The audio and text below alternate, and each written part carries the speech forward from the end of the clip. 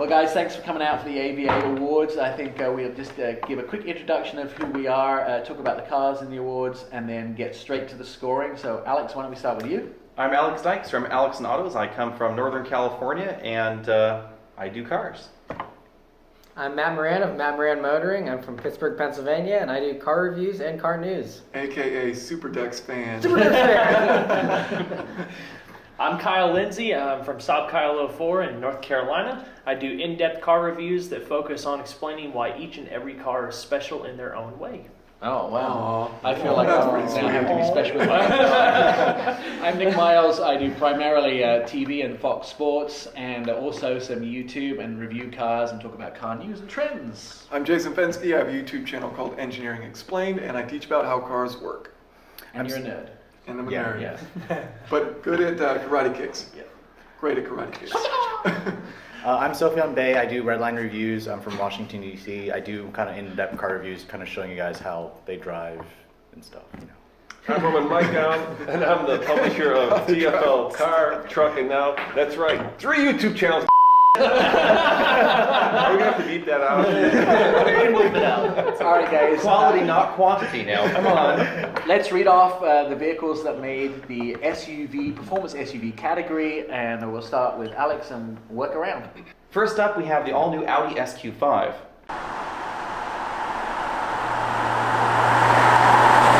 The Volvo XC60 T8. The GLC 43 AMG.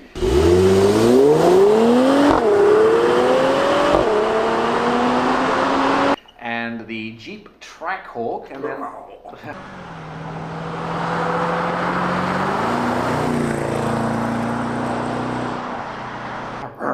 let's go to the scoring. We didn't explain the scoring, so we're going to have to do that, right? Yeah, I'll explain the scoring. We have 100 points. Half of them are assigned by us and half of them are calculated mathematically. We can assign 25 points per category. The 4 categories are fun to drive and style. Those are the points that we can assign. And the ones that we can assign that are assigned mathematically or calculated are performance and value. Now, Alex, you're the math guy, so why don't you explain how we calculated the objective numbers, not the subjective numbers, which are fun to drive and style that we got to assign. Basically what we did was we took the base MSRP of the models that we were looking at, and we made sure that we were choosing the models that had the horsepowers that matched what we were actually driving, of course. And then we divided the number of horsepower we had by that dollar amount, and then ranked them from 25 points on down. Then we took the 0 to 60 times quoted by the manufacturers and did basically the same thing. Yeah, and then for fun to drive and style, we got to assign those points. So the most fun to drive car, of course, got 25 points and so on down the line, and same thing for style. So Nick, tell us what cars we had for the performance car category. All right, let's start off naming the cars that we had as contenders. A lot of people were invited. These guys decided they'd like to participate this year, and so we started off with the Rolls-Royce Black Badge Ghost. And the BMW M550i X-Drive. The Honda Civic Type R. The Lexus LC500. We had the Godzilla of cars, the GTR, the Nismo version. We also had the Dodge Challenger Hellcat wide body, so it could probably be able to put the power down. And we have the McLaren 570S Spider, hardtop retractable. And finally, the Mercedes-Benz AMG GTC. Do we want to talk about our SUV vehicles? So Yeah, let's start with Alex. What do you think was the most stylish? I think the Volvo was the most stylish. I was really torn between it and the Mercedes, but ultimately I think that the overall design is just going to age better. It's also a little classier inside and out, I thought, than the others. Yeah, I agree. I think actually the Volvo is my favorite as far as style for the SUVs. Not only is the outside really cool looking with the Thor's hammer, but the interior is just so nice. And so inside and out, both, I think it won on style for me easily. All of the new Volvos are, really beautifully designed in and out. Me personally, I liked the Trackhawk. It's a really nice style. Like all Grand Cherokees have nice soft lines and stuff. And there's a lot of really cool little details, like the little Willys Jeep up in the headlights. Excuse me.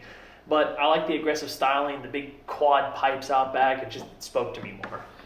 I'm personally a big fan of everything. I don't think we had a bad performance SUV out there, but I love Mercedes-Benz, what they've done with their coupe versions, and especially that GTC, like the high back end, the bulbous back end is very muscular and kind of gives you the sports car at the same time as giving you an SUV.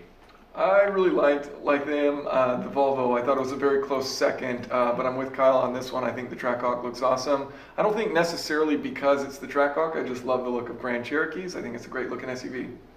So all the SUVs basically had their own appeal, but for me, the Volvo really did it. I mean, the XC90 was such a big hit, and what the company did is they just made it smaller.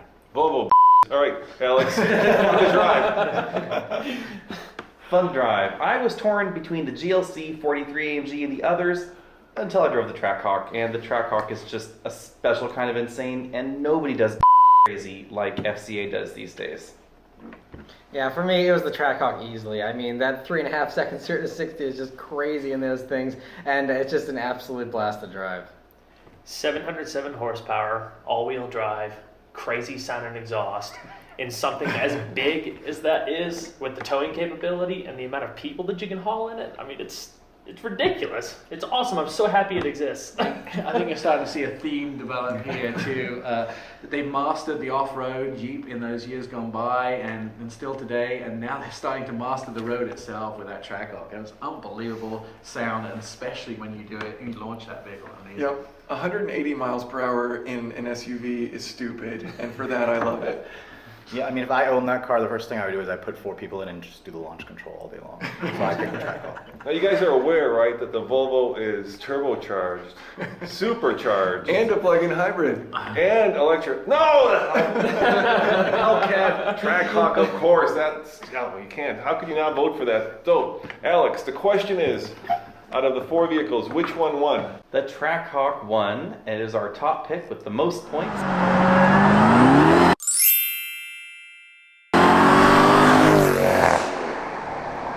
A very close second was actually the Volvo XC60T, which kind of surprised me. Then we had third place, the GLC 43 AMG, and fourth place, the Audi SQ5. So congratulations to Jeep and the Trackhawk. Yeah. Well deserved, and I think every single person at this table would have one in their driveway if they could. I would also say that I think everybody here got the manufacturer's 0 to 60 times and tested it. Like that's really makes me Yeah, feel the good. 3.5 is legitimate. I think. Yeah, it's legitimate. And the hilarious thing is we were getting 3.4, 3.5 with or without launch control. I don't know why the launch control exists. It doesn't seem to actually make a difference. It makes it sound better too. And you know, It's just cooler.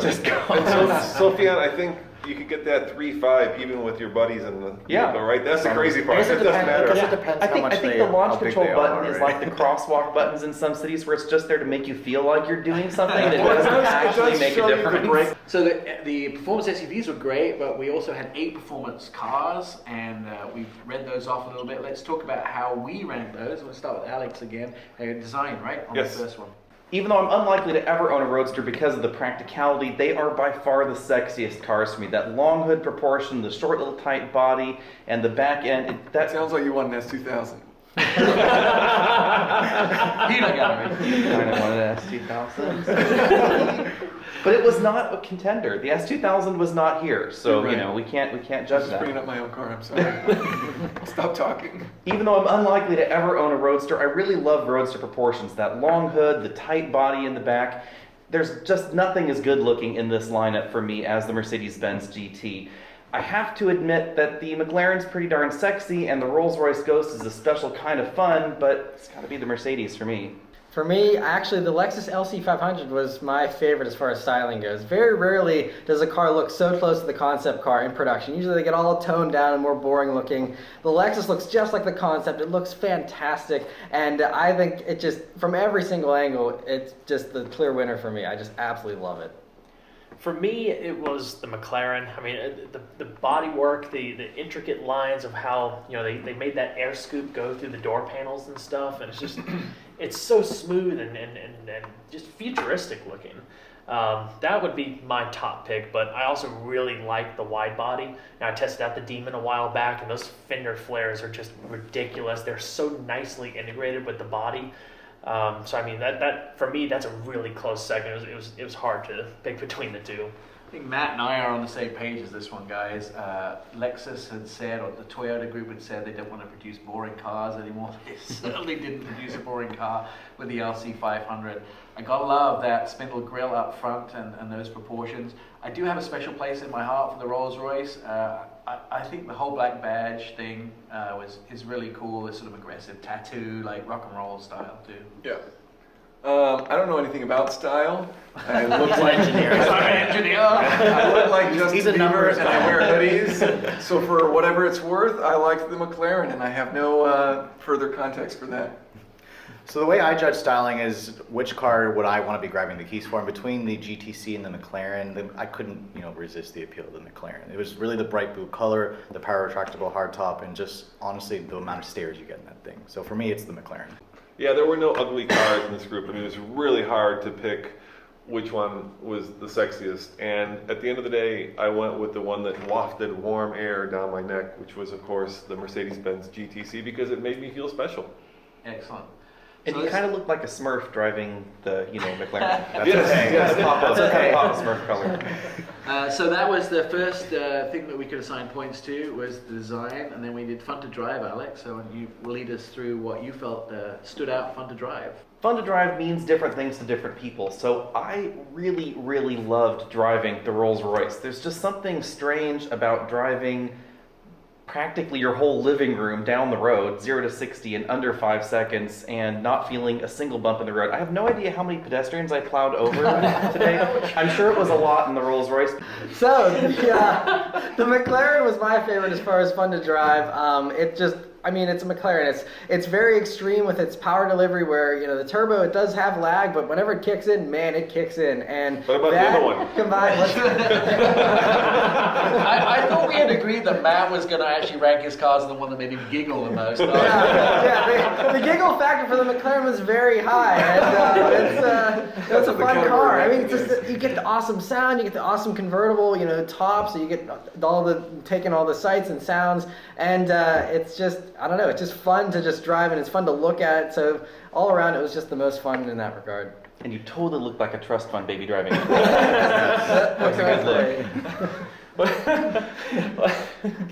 Well, I'm in complete agreement with Matt. The McLaren was it for me. It was the most fun. A supercar is something very special anyway, that not a lot of people get the chance to do so. So one, you got to feel fortunate, to have that opportunity. But two, it's the driving experience. You just feel so connected and so responsive, but it still rides really good. It's not as harsh as you might think for such a high performance car. And I don't know. It's amazing.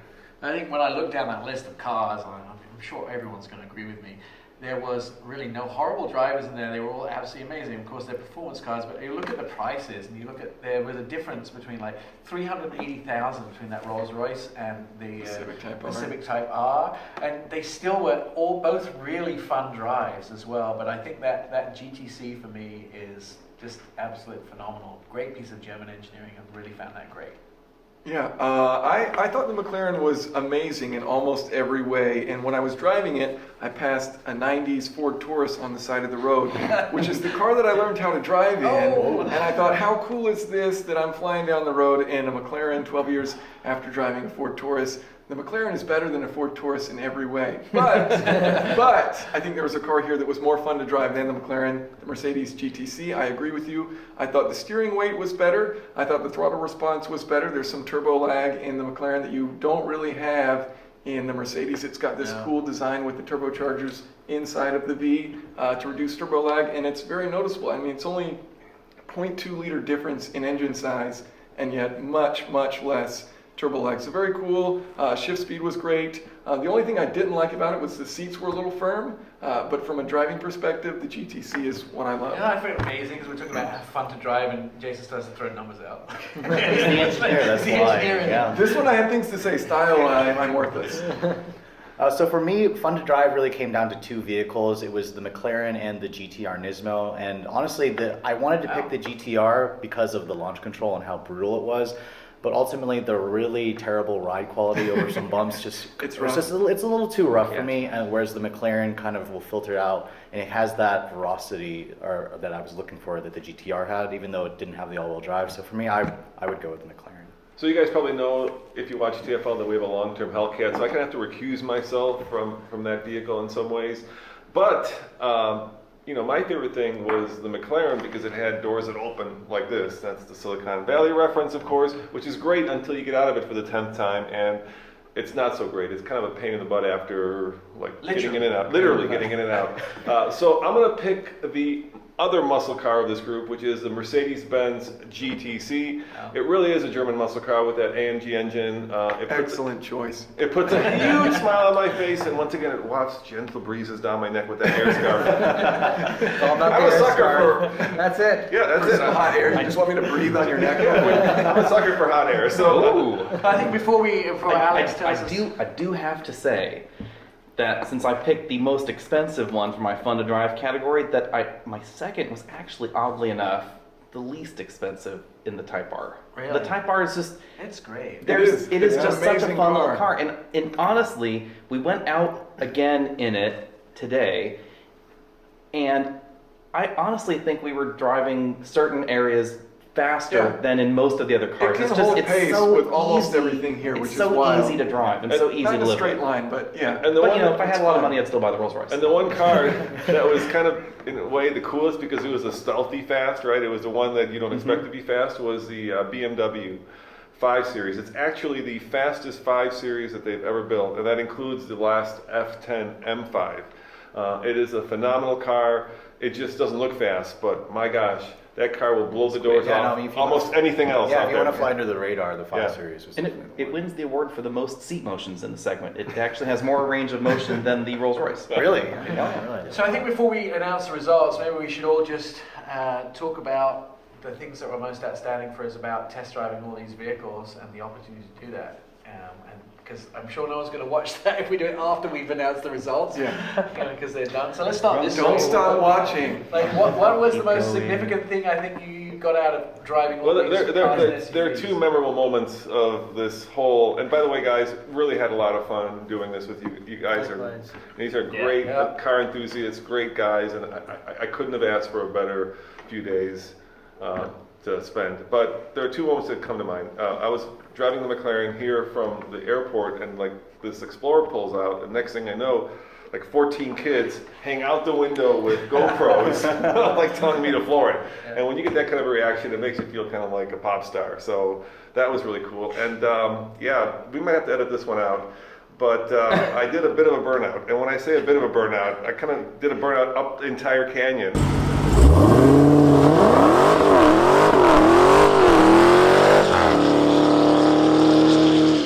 And I left so much smoke in the Hellcat that this Prius, Ian was filming it, Prius pulled up and they thought that there was a forest fire. Literally.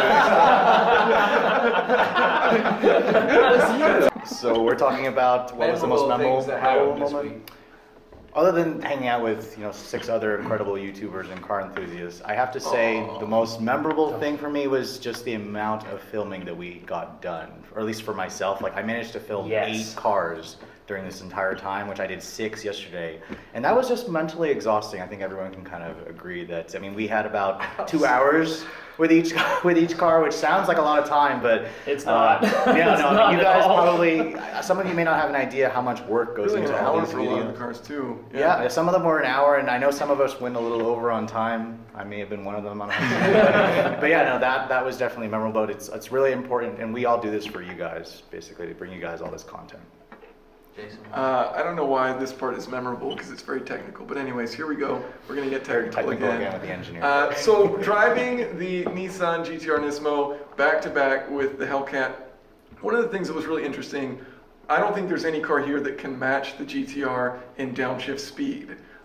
Maybe match it, but not beat it. It's incredibly fast downshift speed. But if you put it in automatic mode, this is with in manual mode. If you put it in automatic mode and you put your foot down, you wait, and it's this like gentle, it's like, oh, you wanted to accelerate. I'll go ahead and put it in 5th for you. And then you're like, oh, it's still got the pedal down. Perhaps 4th is what he wanted. Oh no, okay, he wanted 3rd gear. And then the turbo spools up, and then you're like, whoa! Like, it's crazy. It's wild. But the Hellcat, you're in automatic mode. You floor it instantly at downshifts, and instantly it's at 6,000 RPM, and you're already spinning the tires. Immediate. So it was a very stark contrast because it's like this GT-R is this very technically advanced thing. This Hellcat is much less sophisticated but very cool, and yet it did this thing in automatic mode so much better where it was just instant. You put your foot down and you light those tires up. Even though you're cruising in 4th gear, 5th gear, 6th gear, whatever, it drops and it spins those tires immediately, and I thought that was very cool. Well, I think the most memorable, two things that are most memorable for me is I'm technically like a news morning show guy, so it's little like weird things that like get me really impressed. So I think the most impressive thing for me was when the guy from Rolls-Royce explained that you can't steal the spirit of ecstasy because as soon as you try to steal it from the front of the car, it disappears. And I knew they go down and up when you turn them off, but if you just tap it, it shocked me so much when it disappeared with so much force into the hood. I was like, whoa! It just made me giggle, and it was like one of the most impressive things about the car. You think you know everything about these cars, and you totally don't. I mean, learning the little bits and the intricacies, like the fact the spirit of ecstasy leans when you go at speed to just make it more aerodynamic was totally cool. The I other think we thing get it. You want the car. We get it. I do. I mean, Rolls Royce, give Nick. But I will also tell you what has been really cool for me is something that's sort of away from the cars, and that is the fact that when we came up with the idea of putting together the top video producers in the country who get 500 million views together every year, it was kind of a sort of a pipe dream. I had lived vicariously through all 6 of you guys watching your stuff, and I knew you. I'd met most of you. To actually meet you in person and spend time with you and realize you guys are so nice, and I have like totally 6 new friends that regardless of Kyle, where he's things go, It's kind of rude at times. including Kyle, he's also, I have 6 new friends, maybe 5, just put Jason aside. 6 new friends that just you guys view a lot of the same as me. Like the fact that we scored some points the same, we have same opinions, and we're also very good, except for Alex. That's probably the most memorable thing of test driving all these cars is the new camaraderie and the new friends I've made. How can I follow that? I didn't say anything about people, and now I feel bad, but all you guys are cool. My heart has grown 2 sizes. Well, I will say before I came here, I was very, very nervous because I'm used to doing videos that are 15, 20 minutes plus. It's what I've been doing for years, and they actually used to be sometimes twice that long. But to try to film just one car in 2 hours was like a daunting task that I just didn't know how I was going to overcome. And getting here and getting to talk to these guys and get opinions and feedback and ideas and put them to the test. This was an amazing way for me to try to branch out and do something different. And after I got through my first one, which was the GLC 43, it was like clockwork. I went to the track hog and I was just like bam, bam, bam, bam. So I got this awesome short formula down, and I feel really great about that. I mean, as far as cars, I mean, the wide body, it's just my favorite. It's awesome. It's the best muscle car that captures that classic spirit of like the 60s and 70s. I mean, for me, the most memorable thing, well, I mean, I haven't giggled so much in the 3-day period. I giggle a lot, but I mean, to have that many cars, that were so mind-blowing, it's like one after the other. It's just like, oh man, I was in a heart attack in that car, and then I get into another one, I'm like, holy crap, this is amazing. And it's like one after another, and so that, I mean, it was just the best fun,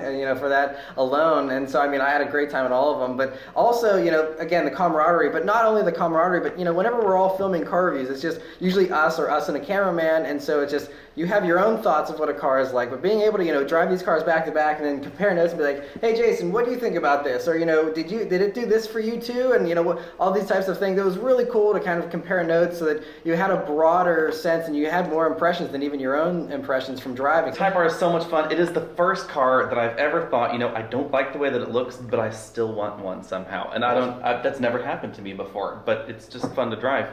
The XC60 T8 really surprised me. I really like that one. I'm surprised how well it scored actually in our test too, because I was driving it going, oh my god, this thing is incredibly fast, because it was faster than the SQ5, just as fast as the GLC 43, but obviously handling is not really its forte, but it's a great car. The other thing that struck me as funny was how many cars use the ZF 8-speed automatic transmission. Out of 12 cars, how many cars do you think had it? It's an amazing 5 of them. transmission. Nearly half of the cars here have exactly the same transmission, from the Hellcat to the Rolls-Royce to the Trackhawk to the M550i, the SQ5. They all use the ZF8 speed. It's a lovely transmission. It is a the fabulous first transmission. automatic transmission I've ever liked. Well, thanks, guys, and we also want to thank all the automakers for sending the cars, and we hope to do the same on performance cars and performance SUVs again next year. If you guys all come back, or we'll do it together. So Nick, which one won? It's Alex. Alex has the results. Go on, Alex, tell us. You're the math guy. And it's the AMG GTC.